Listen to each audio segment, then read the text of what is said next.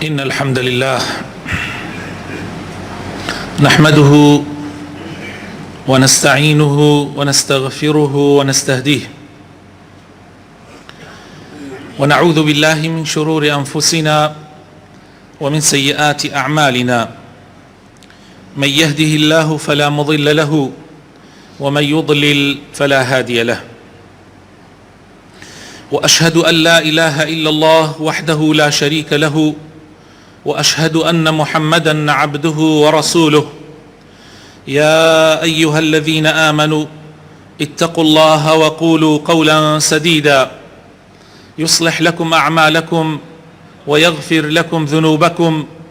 ومن يطع الله ورسوله فقد فاز فوزا عظيما. أما بعد، فإن أصدق الكلام كتاب الله، وخير الهدي هدي محمد صلى الله عليه وسلم، وشر الأمور محدثاتها، وكل محدثة بدعة، وكل بدعة ضلالة، وكل ضلالة في النار. إيمان داراني خوشويست، قاعدەی دەیەم: ولا يفلح الساحر حيث أتى. لا سورة طه آية 69 لباسي بسرهاتي پیغمبر موسى لقل فرعوني طاغية لناو باسكا خوي تعالى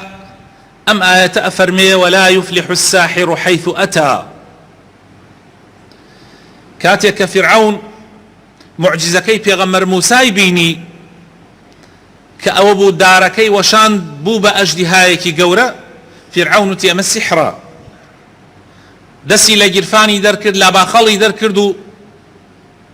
بشاني فرعوني دا بوبا نوريك أدروشايوا وتيام السحرة. إيمش أتواني اشتواب كين بوي الروجي كي دياري كرد لقل موسايا لشوين يكاك خلقي همو كوبونوا ناردي بشون چي ساحري قوريش ولات هيا هموي كو كردوا و بربركاني كي قورة دروز بود لبيني موسى عليه السلام وهارون براي لقل فرعون. او ابو ساحر كان داركاني خوانان وشان حبلكاني خوانان وشان بو بمارو اجدها لبرچاوي خلقي. دواي او موسى عليه السلام خوا امري بيكرد ك داركي بوشيني داركي كوشان بوبا اجدهايكي حقيقي قورة همو دار وحبلكاني اواني هلو شان وخواردي. ساحر كان كأمان بيني همو يانشون السجداو ايمانيا بپروردگاري عالم هنا چونك زانيان اوي موسى سحر نية. جاء لو باسيا لنا او باسيا خوي تعالى افرمي: ولا يفلح الساحر حيث اتى. هروها لسورة يونس لآياتي هفتا وحوت خوي تعالى أفرمي: ولا يفلح الساحرون. أفرمي جادو بازان وساحران هرگيز سرفراز نابن، هرگيز خوي تعالى أفرمي. جا حيث أتى يعني لهر كويك بهر أسلوبيك هر شوازيك لشوازكاني سحر سرفراز نية. خاوني حر جور سحر قد سرفراز نية، قد نايباتوا دائم أي دوريني لدنيايا ولا قيامتيشا. خوش يسكانم جادو سحر أنواعي زورة زانان أفر من نوعي كيبي وتري سحري تفريق يعني خلق ليك أكا، خلق ليك أكا. وكو خوي تعالى لسورة بقرة آياتي سطدو أفرمي: فيتعلمون منهما ما يفرقون به بين المرء وزوجه. يعني هنيك لجور سحر هي كوا خلقي في ربن أبيت معي أوي كوا نيواني خلقي تيكدا، نيواني كروباوك، نيواني برابو برا، نيواني خشكو برا، نيواني خلقي تر ولا همي خرابتر تيكداني نيواني جنو ميردة، تيكداني نيواني جنو ميردة. طبعا بولا همي خرابتر چونك تيكداني نيواني جنو ميرد يعني تيكداني خيزان كوملغاش هموي لخيزان بيكاتوا يعني لچن خيزانك كوملغاك بيكتي يعني اگر خێزانەکان تێک بچن يعني کۆمەلگا تێکە چیە ها پێغەمبەری خوا صلى الله عليه وسلم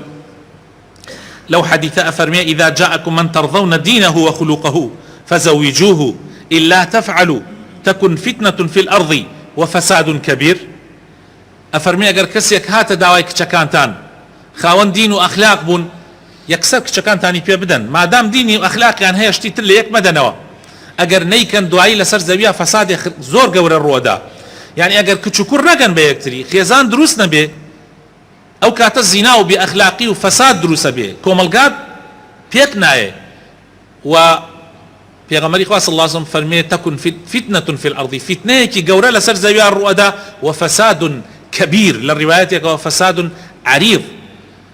جات يقداني نيواني خيزان لراسيها تاوانيكي زور زور قوريه هل لبر اويك لحديثها تو في غمري خاص الله وسلم فرمي ابليس همو شوي عرشكي لسر او دانا باشان جماعة كاني ان يريبوا ام لا اولاد دعيك هاتنوا دياريان في بخش الروجانا دياريان في بخش بزان كي كاريكي قوري كردوا تاجك او شوا خات سر او كسر يتري كدي الله من امام كردوي كتري الله من اوام كردوا انواع جناح باسكن اي شاء الله دست خوش بيت شاكت كردوا تا اگاتا كسيك الله من توانيم نيواني جنومر ديت يقدم توانيم خزانك الوشين موا توانيم ايش بكم كوا بيارك طلاق بخو على جنكي جاب بيتوا او كاتا الله دست خوش بي تو كاركت لهميان قورتره بۆیە بانیەکاتە لای خۆی و تاجەکەی ئەخاتە سەری ئەو کەسە بەڕاستی تێکدانی نێوانی ژن و مێرد تاوانێکی زۆر زۆر گەورەیە جۆرێکی تر لە جۆرەکانی سحری دروستکردنی خۆشەویستی ئەوە کەسێکە چێتە لای ساحری ئەڵێ من دڵم ماڵە هاوە کچێکۆ بەس ئەو دڵی بە منەوە نییە بابینمان یعنی وای پێ بکە کە سحرێکی لێ بکە کە ئەویش منی خۆش بوێ هەروەها ژنان ئەچنە لای ساحرەکان داواکەن گوایە ساحرەکە ئیشێکی بۆ بکاکەوە پیاوەکەی خۆشی بوێ ئەمەش پێ ئەوترێت تیوەلە پێغەمبەری خوا صلی الله عليه وسلم فەرمێ إن الرقى والتمائم والتولة شرك ئەفەرمێ ئەو جۆرە کارانە يعني ئەو جۆرە سحرانە با ناوی بنرێت دوعا و ناوی بنرێت نوشتە و ئەوانە هەموو ئەوانە شیرکن بەڕاستی هەموو ئەوانە شیرکن شیرک ئەزانن یعنی چی يعني هاو بەش بڕیاردان بۆ خوای پەروەردگار جۆرێکی تر لە جۆرەکانی سحری خەیاڵ يعني کابرا کاتێ سحرەکە چاوی تۆ ئەخەڵەتێنێ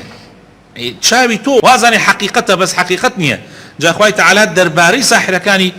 فرعون فەرمووی فإذا حبالهم وعصيهم يخيل إليه من سحرهم أنها تسعى لبر چاو خلقي أو حبل داراني ساحركاني فرعون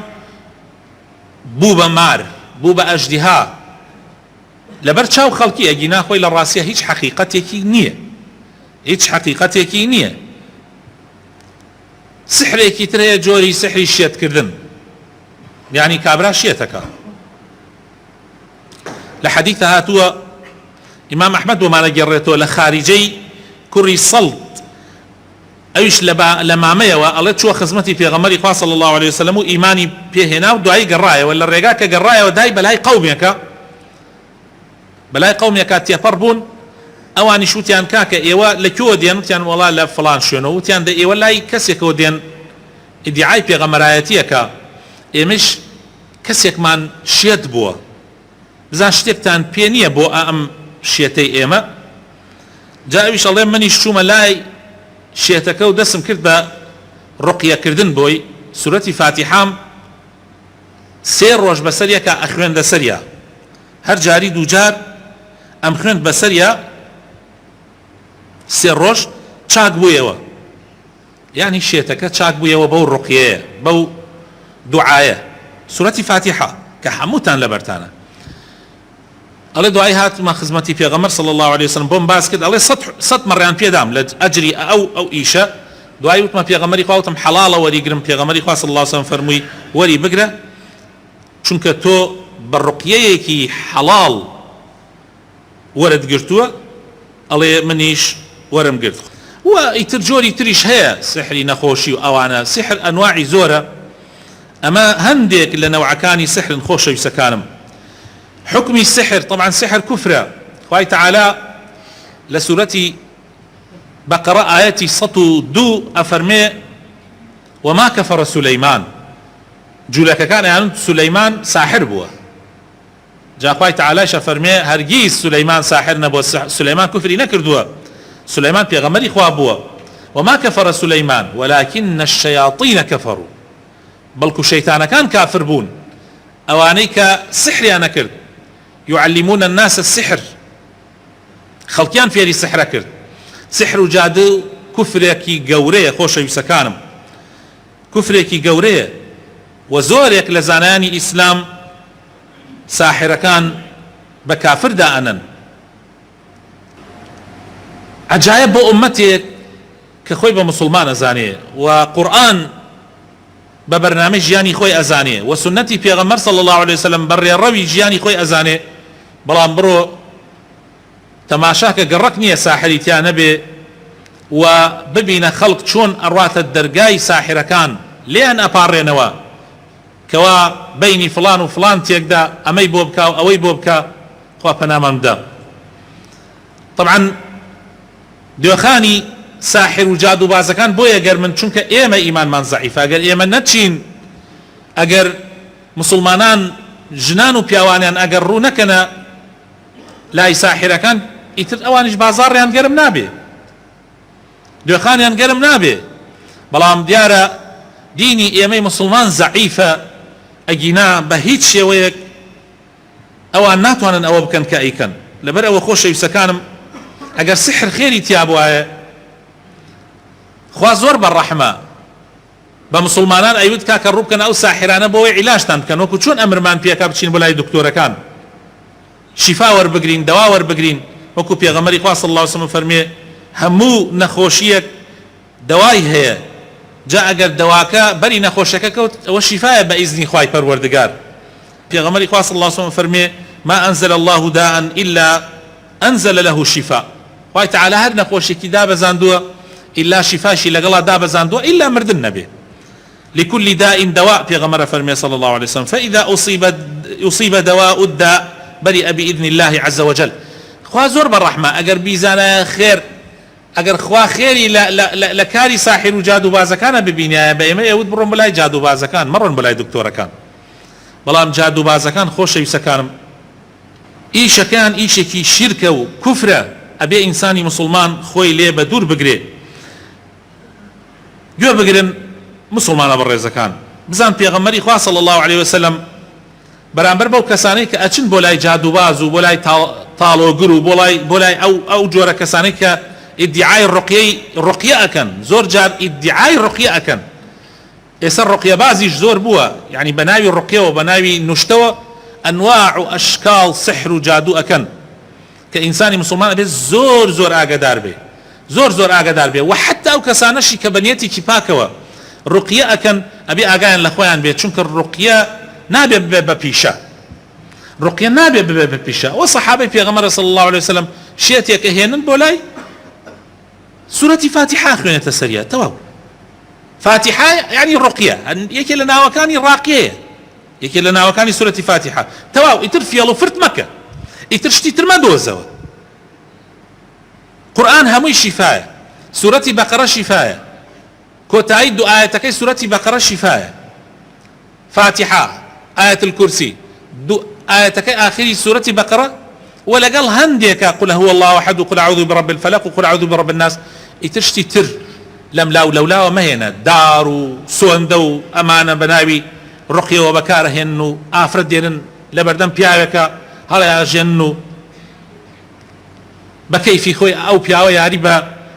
ناموس شرفي خلقك بناوي الرقية وأمل الراسية بهيت شوازك لإسلام جينابيته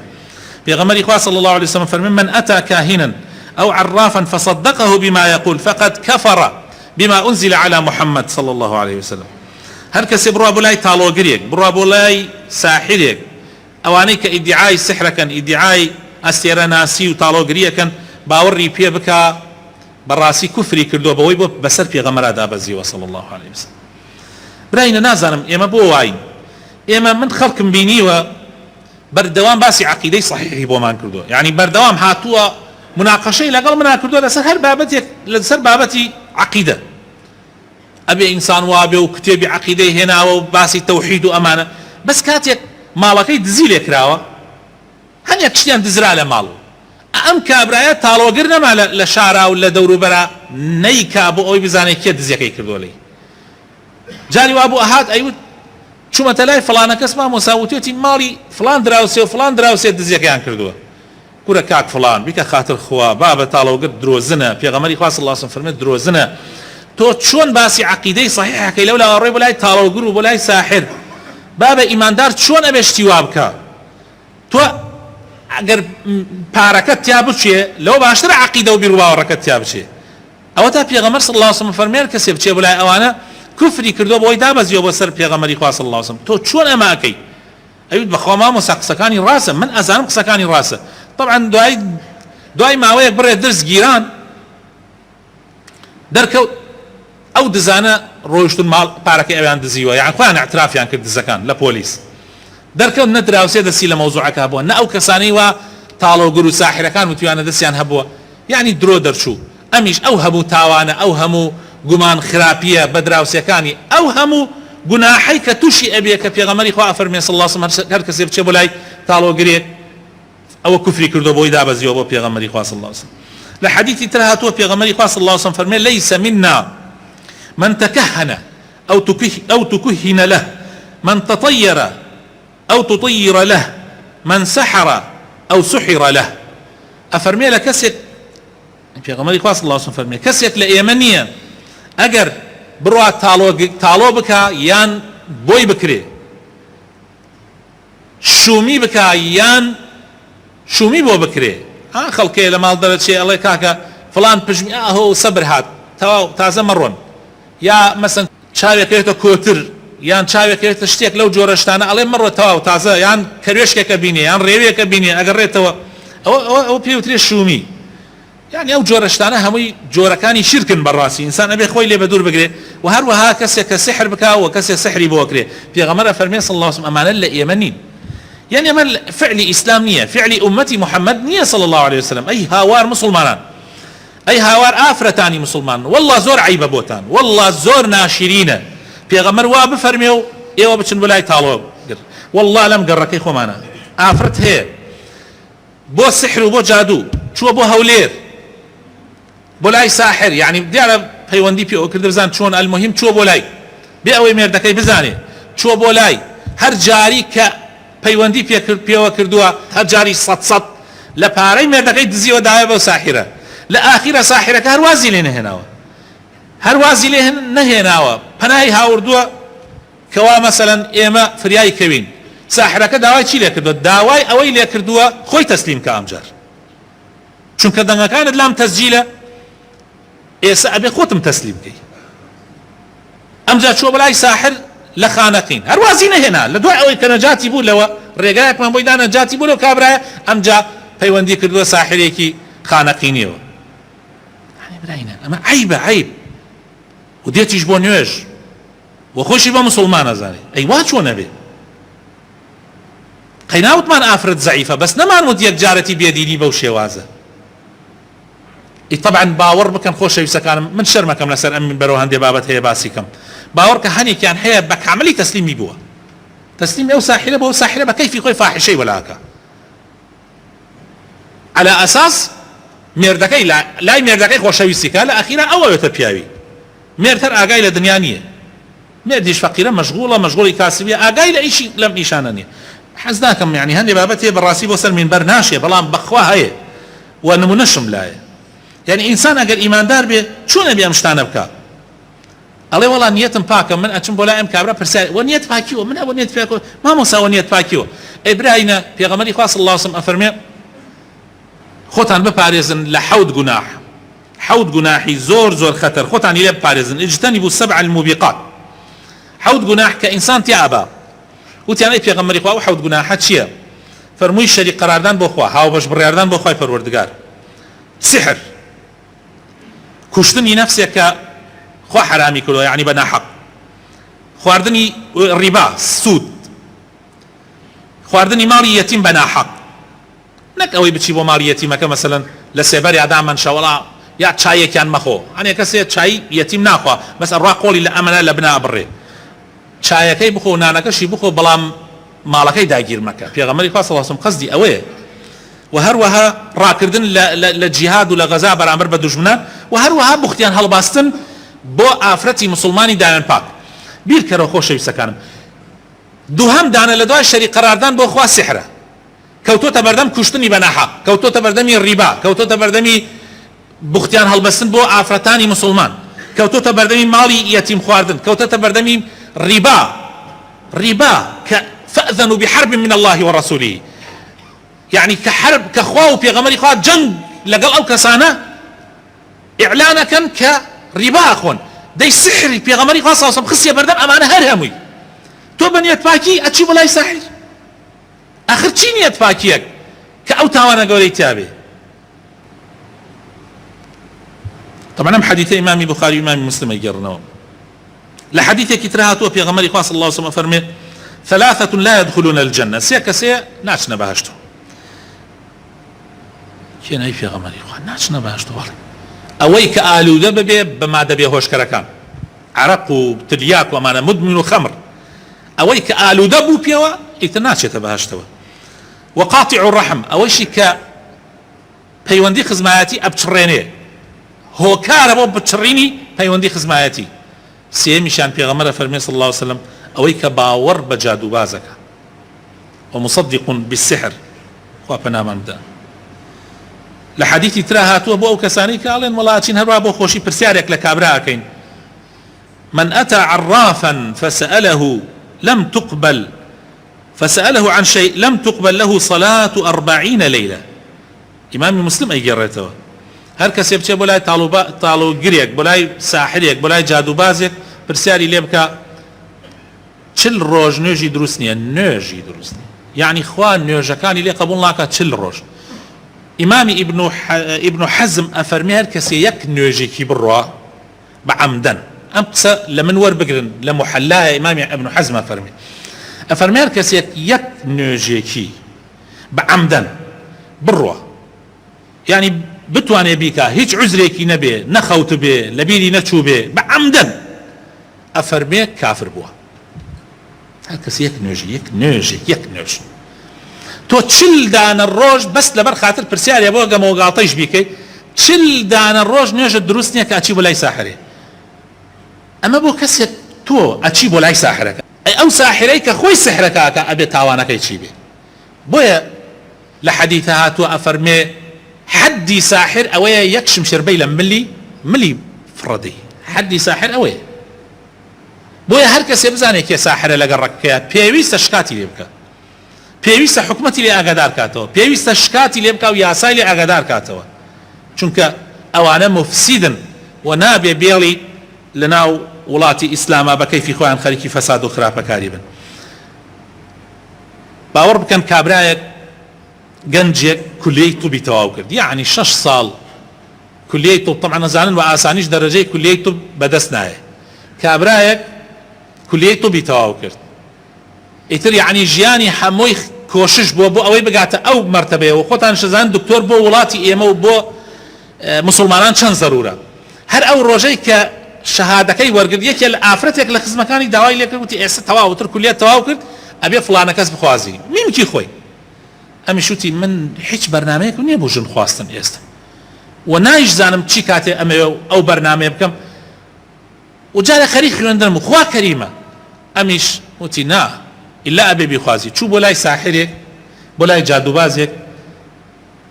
کەوا فڵانە کەسی لە دڵا خۆشەویست کاتۆ بۆی بیخوازێ ئیتر طبعا ساحریش یەک و دوو ناکە پارەی بەیتێ دینی خۆی ئەفرۆشێ ئیمانی خۆی ئەفرۆشێ سحرێکی لێ کرد ئەم گەنجە بناو کۆڵانەکانە ئێستا شێتە دێت و ئەڕوا بناو کۆڵانەکانە دێت و ڕۆشێت لا حول ولا قوة إلا بالله خۆ ئەم پورەیە بەنیەتێکی پاک کردی تەواو سەری لێ تێک چوو تەواو قوڕی کردە سەر نەک خۆیان قوڕی کردە سەر خانەوادەکەشیان براینە نمونەمان زۆرە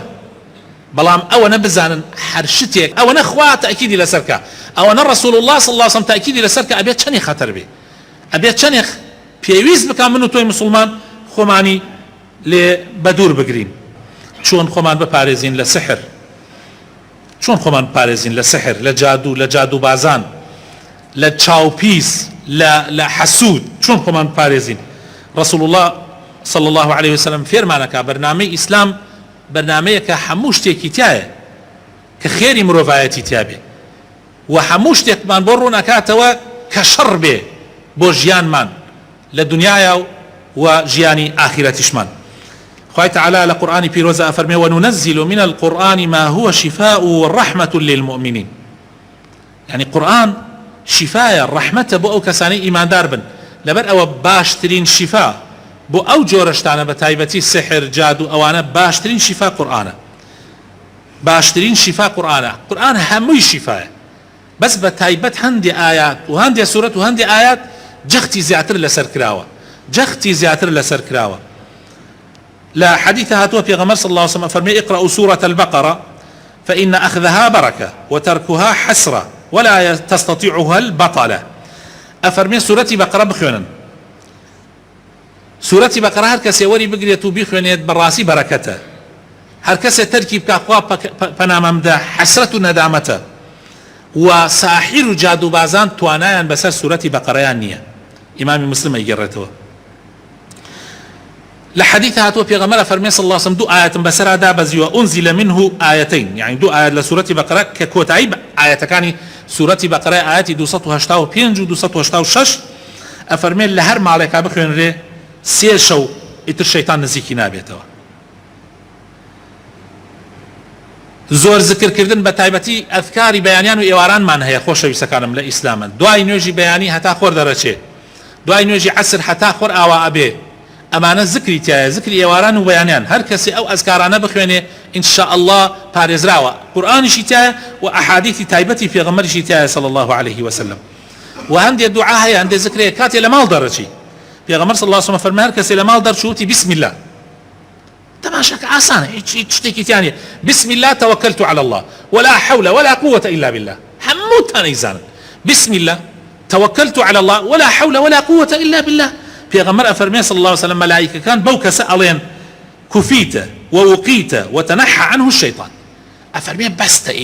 اتر اباريزري اتر الشيطان ناتواني اللي تنزيك ببيتوا اما ضروري ام ذكرنا بخونين كاتي لمال درجين پیغمبر اخوة صلى الله عليه وسلم فرمي هر كسيك بيانيان بلي لا اله الا الله وحده لا شريك له له الملك وله الحمد وهو على كل شيء قدير دجار بيلي دجار بيانيان بيلي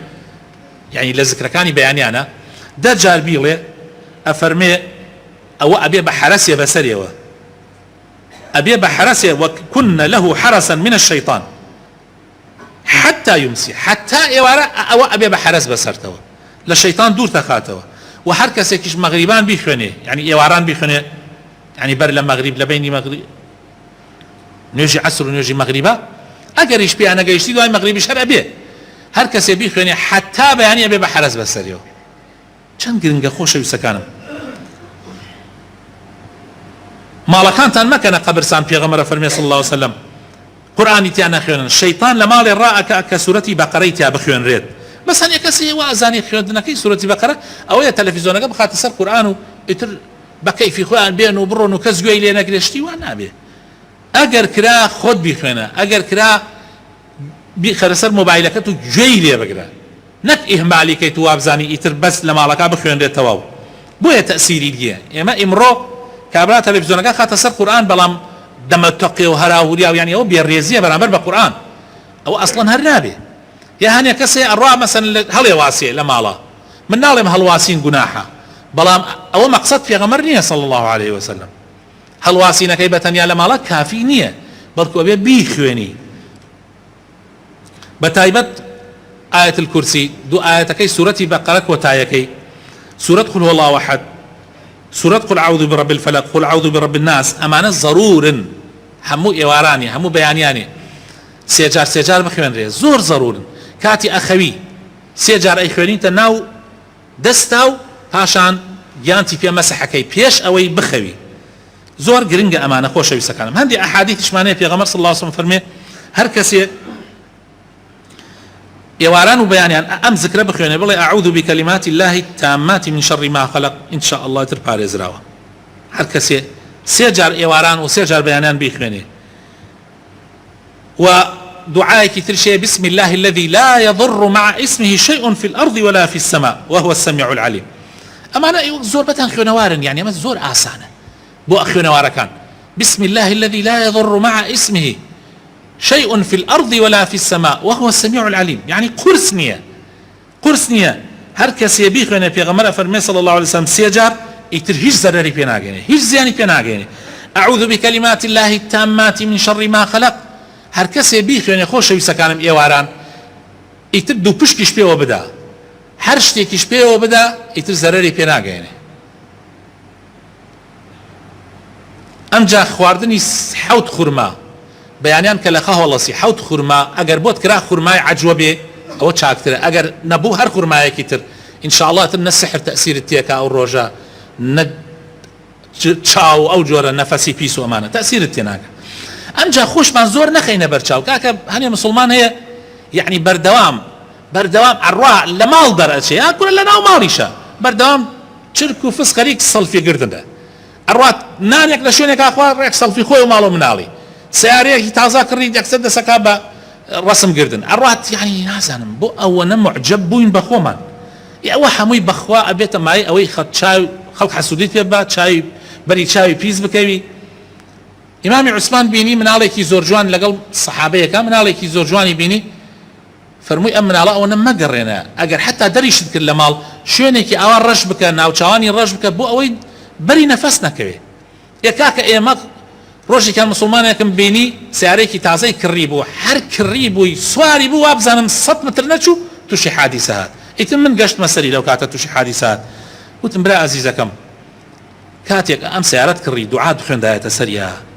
هەندێک ئەذکارمانەیە بتخوێندایەتە خوێندە توی ناوەڵانە بخوێنە ئەیوتم آخر کاکە بتخوێندایە چونکە ئەمە چاوی پیسەیە نەفەس سیارەکەت ماشاءالله زۆر بەرچاوی و جوانەوەمان مامۆستا خوا کەریمە خۆی ئەمە پشتمان بەخوا ئێوتم بەڵێ خۆ هەر ئەو خوایە کە کەریمە ئەوە ئەفەرمێ پێغەمبەرەکەی ناردووە ئاوامان پێ بڵێ کاکە خۆ گوناح نییە تۆ سنەتەکانی پێغەمبەر صلی الله علیه وسلم جێبەجێەکەی خۆ ئەمە معنای ئەوە نییە تۆ کاتێ خۆت ئەپارێزی تۆ بێدینی بە پێچەوانەوە خۆپاراستن دینداریە خۆپاراستن دینداریە ئیسلامەتیە عەقیدە پاکیە بەڵام بەو شێوازەی کە لە شەرع هاتووە بەو شێوازەی کە لە دینە هاتووە نەک بە شێوازێکی ناشەرعی نەک هەر تۆزێ کچەکەت یان کوڕەکەت یان کەسێک شتێکی لە ماڵە یعنی تۆزێ تێکچوو یان وەزعی تێکچوو یەکسەر بڕۆی بیخەیتە بەردەستی جادوبازێ بەناوی ڕقیەوە. بەڕەئی من هەمووتان خۆتان ئەتوانن بۆ خۆتان و بۆ ماڵ و مناڵتان ڕقیە بکەن هیچ زەرور نییە مناڵەکەت بێنی بۆ لای مەلا تارق یاری پێ بکە کە ئینشاء الله بە ئیزنی خوا من قەت لەو کەسانە نیمەوە قەتیش ئەوە ناکەم بەڵام مەبەستم کەسانێک وەک من